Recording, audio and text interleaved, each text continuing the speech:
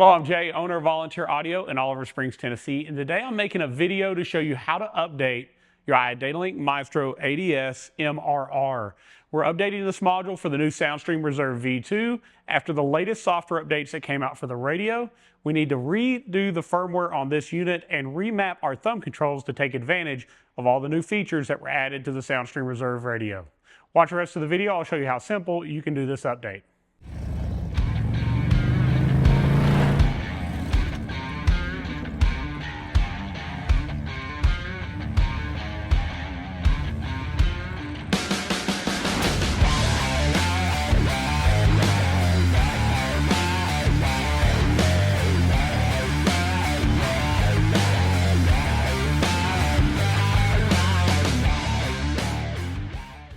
All right, so the first step that you're going to have to do if you have the MRR module is you're going to have to actually remove it out of your Harley. So you can go to volunteeraudio.com. At the top of the page, we have step-by-step install videos. If you need to know how to remove your fairing to get to this module, go there now, look up your bike, put in your year, your style, and get the outer fairing removed.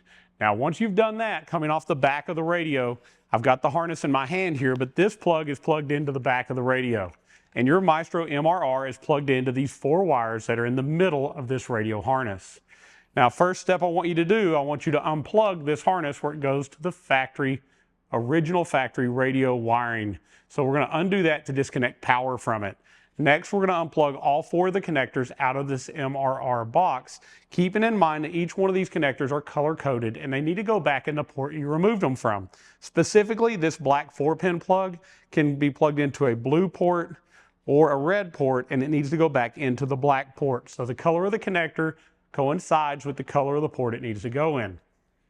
One other thing I want to talk about while we're at this point, if in your original install you did not put dielectric grease on these connections, now's the time to do that. That's going to reject any water that would ever run down the harness from getting in the module. And I want you to put dielectric grease in every port on the end of your MRR and then plug your harnesses back in. That's going to give you years of service without any issues or problems from water. We also always recommend, if you didn't on your original install, to mount the MRR up higher.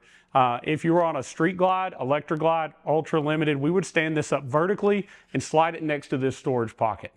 If you're on a road glide, we're going to put it right underneath the metal plate to the left of the radio and zip tie it up, always allowing the wire to be a drip loop or to hang down lower so that water would not run down that wire to the and get water in your unit. So between the dielectric grease and proper mounting, you won't have any water issues with this in your fairing, but we just need to make sure that we do those steps. Hanging it down at the bottom of your fairing with no electrical dielectric grease is going to let water run down into the box, and over time it's going to corrode these connectors, which we don't want to see happen.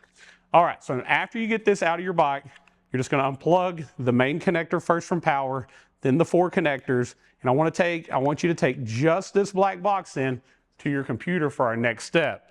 Now, one other thing you're going to need, if you bought your radio from Volunteer Audio, in your radio box, we included the short iDatalink Maestro USB cable. That is a specific cable.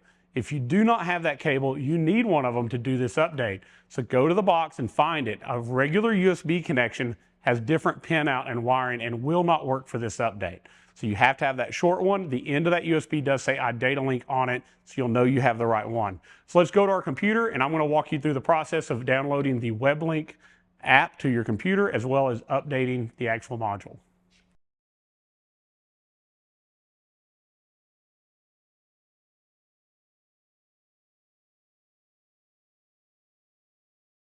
All right, so we're at our computer. I'm going to use an Apple computer, but PC is going to be extremely similar in the way this works. Here's that little short USB cable I was talking about. It says iDatalink on one end. It is a micro USB on the other.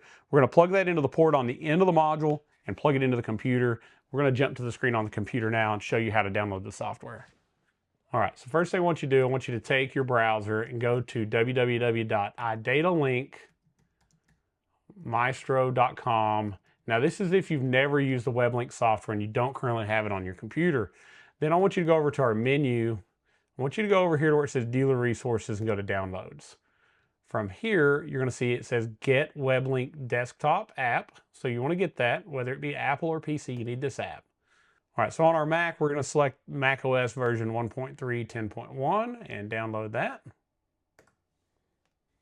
All right, now we're going to go to our downloads. Let's select the desktop app, bring it up.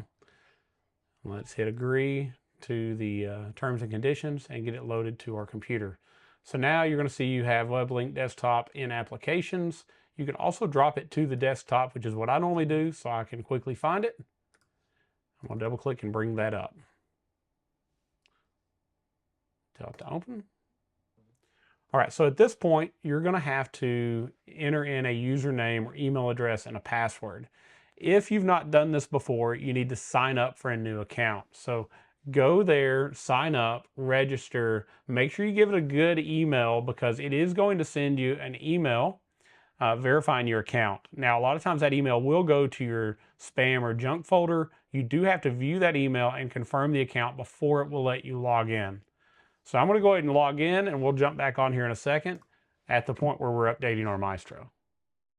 All right, so after you've logged in, it's going to ask you if you want to do WebLink for remote start or Maestro. So select Maestro.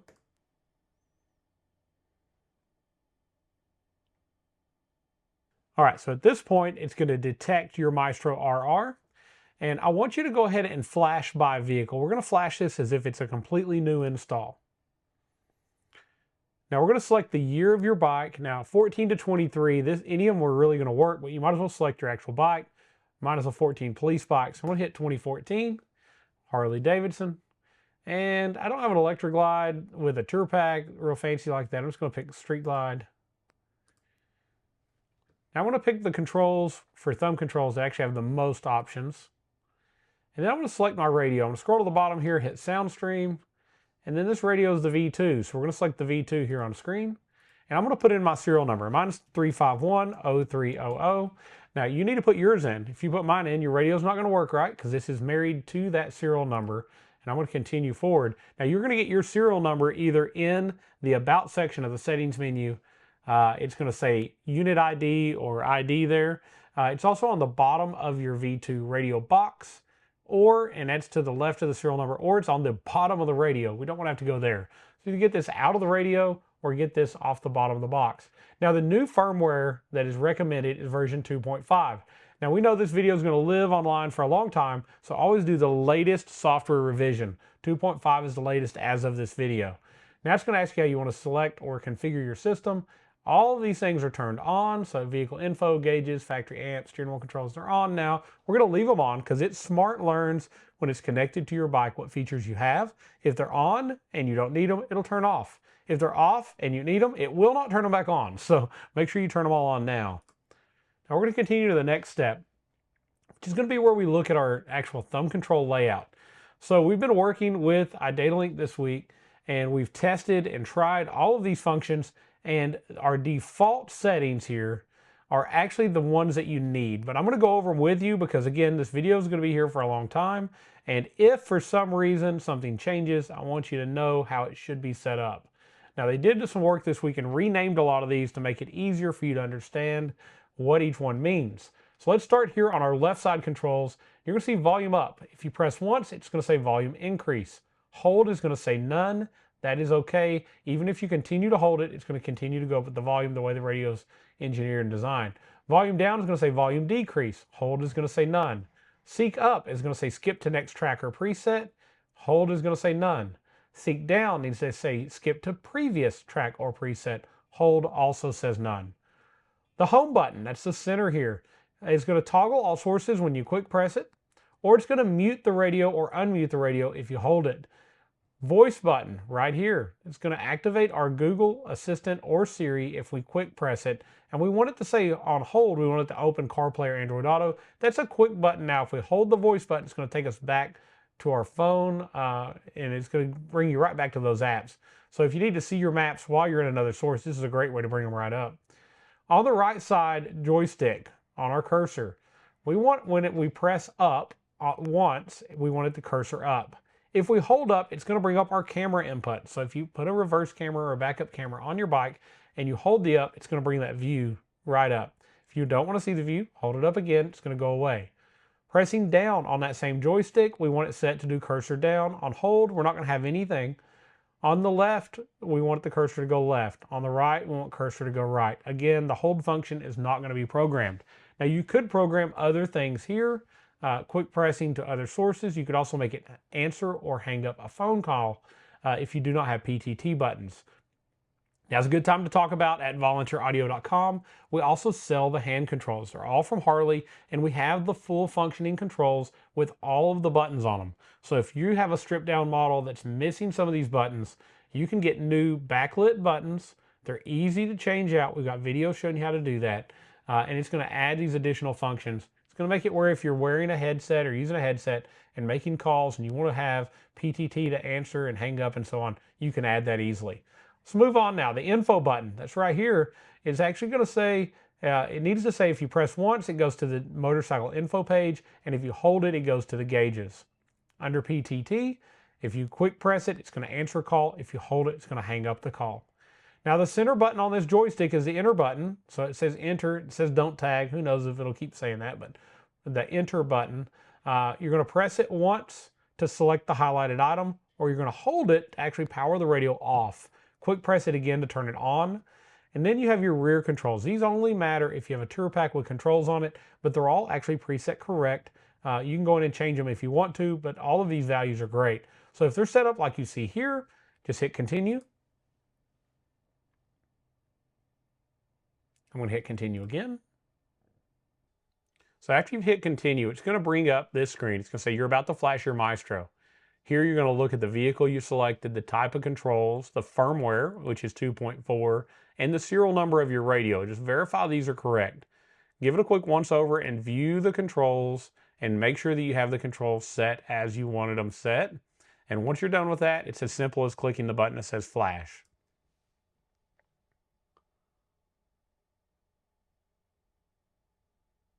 So now we're just going to wait for this little bar to show our progress of our flash. Once it's completely done, it'll bring up another screen.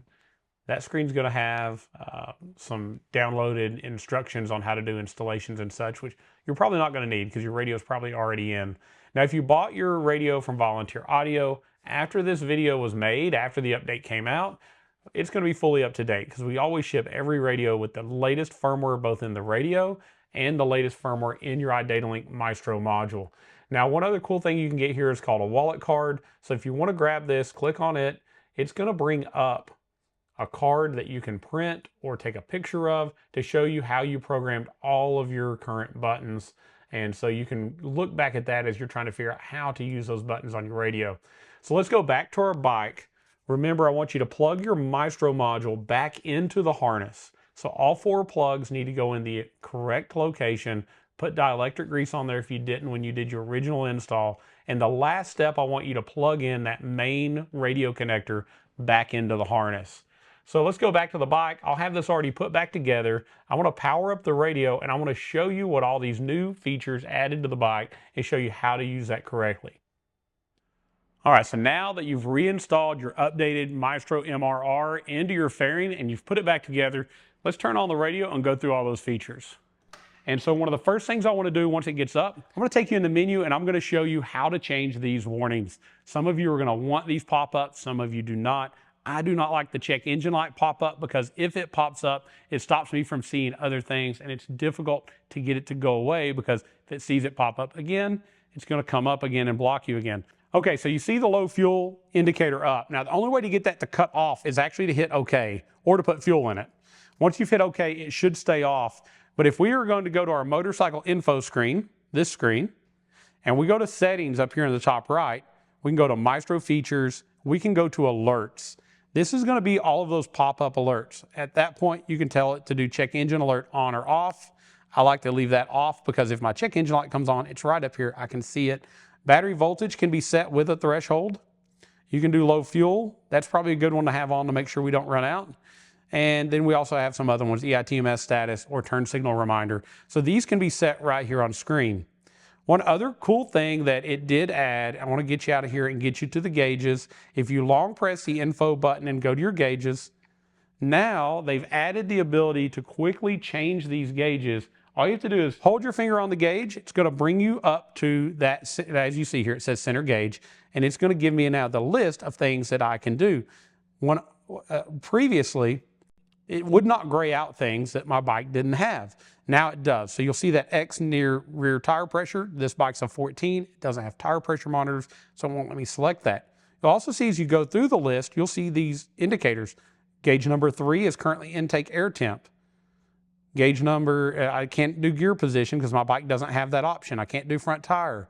But I can see battery voltage is currently set as number 4. So every one of the currently selected gauges are now indicated on screen. That is very nice because you cannot put the same gauge in 2 places at the same time, such as RPM. You can't put it as center gauge and top left gauge. If you want to change it to something else, you're going to have to pick something that's not currently selected first. Like if I wanted to move RPM to top left instead of center, I need to make the center anything else that's not been selected. So maybe I can make it throttle position, then go to my left upper gauge and make it RPM. Then I could make my center gauge mile per hour or such. So I can move those around. It's easy to get to. It's easy to see what's already been selected. I think they've done a good job of updating the screen, and that's going to allow us to do a better job of knowing what's available to select and what's already been selected. All right, so I'm going to connect my phone back up to it because I want to show you this new Apple CarPlay Quick Connect button. So let me do that real quick. And you'll have to do the same thing. Go to settings on your phone, go to your Bluetooth where you can see your Bluetooth stuff. Go to the home screen, pick device list, and then tell it to search for your phone. Once your phone comes up on screen, I want you to select it from the radio. We are having, this was a complete radio reboot due to the software update. So we're gonna have to go through and reconnect our phone. There we go, volunteer audio. So I'm gonna select it on screen. It's then gonna ask me to pair on my phone. Yes, I want to pair. Yes, that's correct. Yes, I want to allow it. Yes, I want to do CarPlay. I want to connect my phone here as well. So we've got a fresh connection to our phone. All right, so part of this new layout, not only do we still have our joystick where we can scroll across all the screens and all that's going to work correctly, but if we change our source to something like FM, I'm going to go there now, and I want to get back to CarPlay quickly. Instead of having to go through all the sources, I can now just hold that voice button, and here's CarPlay right back up. Now, if I want to select that source to play music, I would need to actually select a source. I didn't have one playing. I have to tell it to play that song. So now I'm actively playing music. Now I have to play copyright-free music, or they will actually mute this video and won't let you hear it. So let me bring up something copyright-free because I want to show you the way the volume is now working. All right, so here's something a lot of you asked for. You wanted volume up and down to go faster. So check this out now. When I hold volume up,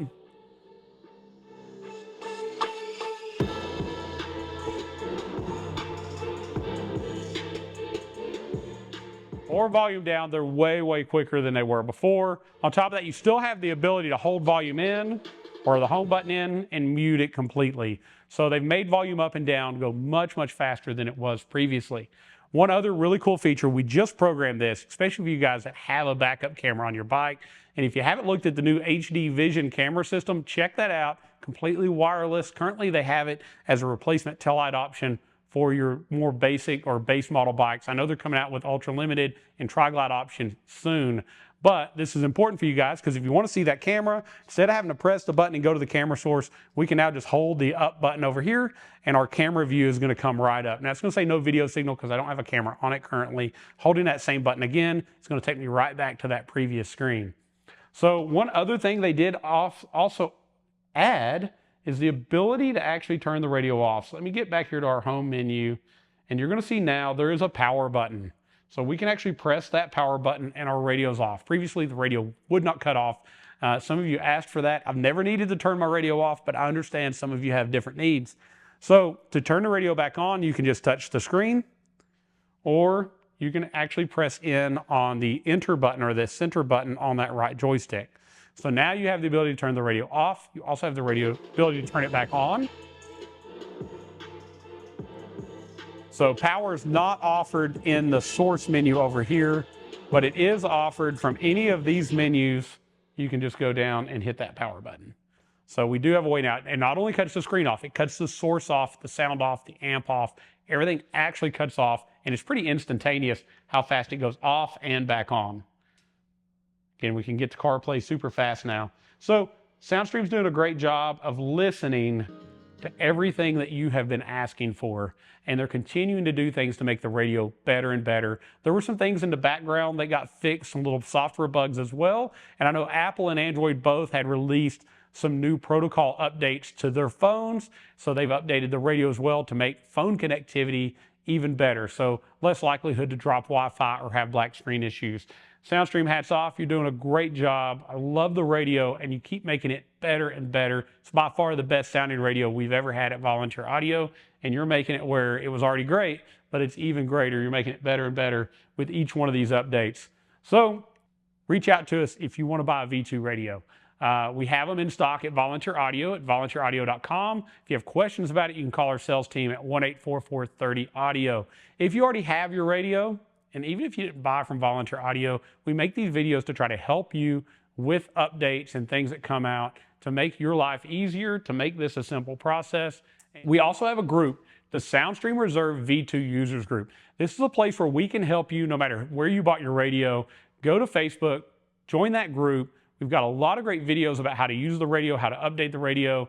We give you all this information for free. We help moderate that group so it stays specific to this radio and this radio alone. We don't want it jumbled up with a bunch of other things. So if you want help on how to use it, help on different things you have, ask questions there. We'll be really quickly for us to answer it at Volunteer Audio. Rick, our lead tech, is amazing at keeping up with that group and helping you. And if you bought from Volunteer Audio, you have lifetime tech support. So if you have questions and use issues and you want help, call us at 1-844-30-AUDIO. We're here to help with whatever those questions may be. Thank you for watching the video. I hope it helped you. I hope it made it easier to update your radio. I know the radio is better after the update. So definitely, if you've been waiting or holding off, do the radio update, do the Maestro update. You're going to love it as riding season comes about and you use all of these features. Ronnie, Brandon, Hassan, all you guys, you've done a great job with these updates. Keep up the great work. Thank you so much. Subscribe to Volunteer Audio for the latest updates as they come out, whether it be for your radio, new products for Harley Audio, how to install it, how to use it. You want to make sure to be the first to learn about it. Subscribe to Volunteer Audio on YouTube. Follow us on Facebook. Please like this video. By doing so, it's going to move us up in search results. It's going to help other people find it that need it so they can update their radio as well. Comment below if you have any questions. But most of all, thank you for watching, and I hope you have a blessed day.